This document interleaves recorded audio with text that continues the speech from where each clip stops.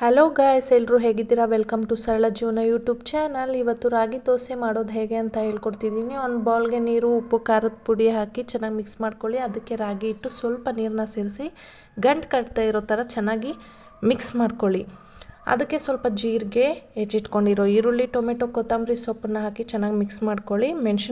ಮೆಣಸಿನ್ಕಾಯಿ ತಿನ್ನೋರು ಮೆಣಸಿನ್ಕಾಯಿ ಹಾಕ್ಕೊಬೋದು. ಮಕ್ಕಳು ತಿನ್ನೋದ್ರಿಂದ ನಾನು ಮೆಣಸಿನ್ಕಾಯಿ ಹಾಕಿಲ್ಲ. ತವಾನ ಬಿಸಿಗಿಟ್ಟು ಮಾಮೂಲಿ ದೋಸೆ ಹೇಗೆ ಹಾಕ್ತಿರೋ ಹಾಗೆ ಹಾಕಿ ಇನ್ನೊಂಚೂರು ಮಂದಕ್ಕೆ ಹಾಕಿ.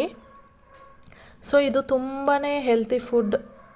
ಮುದ್ದೆ ಯಾರು ತಿನ್ನಲ್ವೋ ಅವರೆಲ್ಲ ಈ ಥರ ದೋಸೆ ಮಾಡ್ಕೊಬೋದು. ಮಕ್ಕಳಿಗೂ ತುಂಬಾ ಹೆಲ್ತಿಯಾಗಿರುತ್ತೆ. ಸೊ ಇದಕ್ಕೆ ಒಂಚೂರು ಎಣ್ಣೆ ಹಾಕ್ಕೊಂಡು ಬೋತ್ ದ ಸೈಡ್ಸ್ ಎರಡೂ ಕಡೆ ಚೆನ್ನಾಗಿ ಬೇಯಿಸ್ಕೊಬೇಕು. ತುಂಬಾ ಚೆನ್ನಾಗಿ ಮೀಡಿಯಮ್ ಫ್ಲೇಮಲ್ಲಿ ಇಟ್ಟು ಎರಡೂ ಕಡೆ ಚೆನ್ನಾಗಿ ಬೇಯಿಸಿದ ಮೇಲೆ ಪ್ಲೇಟ್ಗೆ ಸರ್ವ್ ಮಾಡ್ಕೊಳ್ಳಿ. ಸೊ ಚಟ್ನಿ ಜೊತೆಗಾದರೂ ತಿನ್ಬೋದು, ಮೊಸರು ಜೊತೆಗಾದರೂ ತಿನ್ಬೋದು. ಒಳ್ಳೆ ಕಾಂಬಿನೇಷನ್. ತುಂಬಾ ಸಾಫ್ಟಾಗಿರುತ್ತೆ, ಗಟ್ಟಿಯಾಗಂತೂ ಇರೋದಿಲ್ಲ. ರೊಟ್ಟಿ ಥರ ಸಖತ್ತಾಗಿರುತ್ತೆ ತಿನ್ನೋದಕ್ಕೆ. ಇದಾಗಿತ್ತು ಇವತ್ತಿನ ಈ ನನ್ನ ಮಿನಿ ಲಾಗ್. ಇನ್ನೂ ಯಾರೆಲ್ಲ ನನ್ನ ಚಾನಲ್ಗೆ ಸಬ್ಸ್ಕ್ರೈಬ್ ಮಾಡ್ಕೊಂಡಿಲ್ವೋ ಪ್ಲೀಸ್ ಸಬ್ಸ್ಕ್ರೈಬ್ ಮಾಡ್ಕೊಳ್ಳಿ.